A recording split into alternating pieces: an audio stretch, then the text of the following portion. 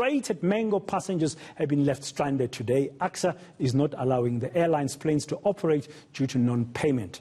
My colleague, that's Heidi Giokos, is at OR Tambo International Airport, joining us now live on the Midday View. Heidi, good afternoon. Shortly, I'm going to be speaking to Benediction Zumane from Mango Airlines, but I understand you've got somebody from ACSA who may have had to step in to assist Mango passengers who got stranded today.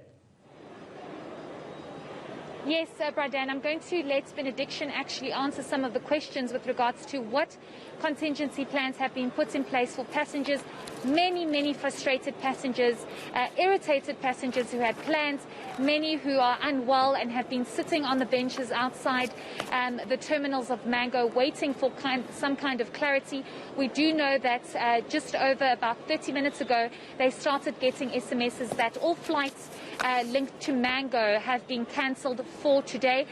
So we're wondering how other airlines are dealing with the fact that many of them have been walking over to the terminals to try and see if they can book a flight. We are joined by ACSA's Kirby Gordon. Thanks so much for your time, Kirby.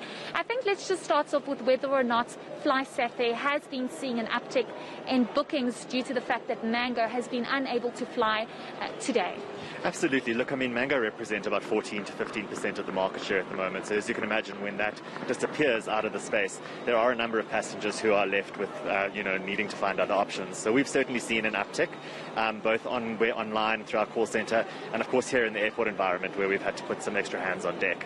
Do you have the capacity to assist these passengers? Because we are aware of the fact that Mango is saying flights are cancelled just for today. We're not sure what tomorrow holds. But of course, passengers are panicking because they have plans. Do you have the capacity to assist them for the next couple of days and take on that demand? Fortunately, we seem to be able to accommodate most passengers, yes. I think if this had been just before the long weekend or the sort of pseudo-long weekend we saw just beforehand, that might have been a little bit more tricky. But at this stage, we are managing to accommodate most passengers, and hopefully we'll be able to over the next couple of days. And some passengers have told us earlier on that flights seem to be quite expensive. Of course, there is a demand now to get onto the next available flight.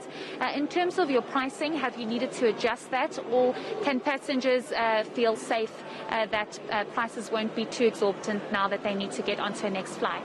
Look, realistically, last-minute flights are always more expensive. I mean, we're what economists call price takers, so it's really a matter of supply and demand, and as you reach departure, that demand does go higher. So you're certainly not going to get the kinds of prices that you would if you'd book months and months in advance, but they're not unreasonable at all. Okay, great. Thanks so much for your time, Kirby. We really do appreciate it.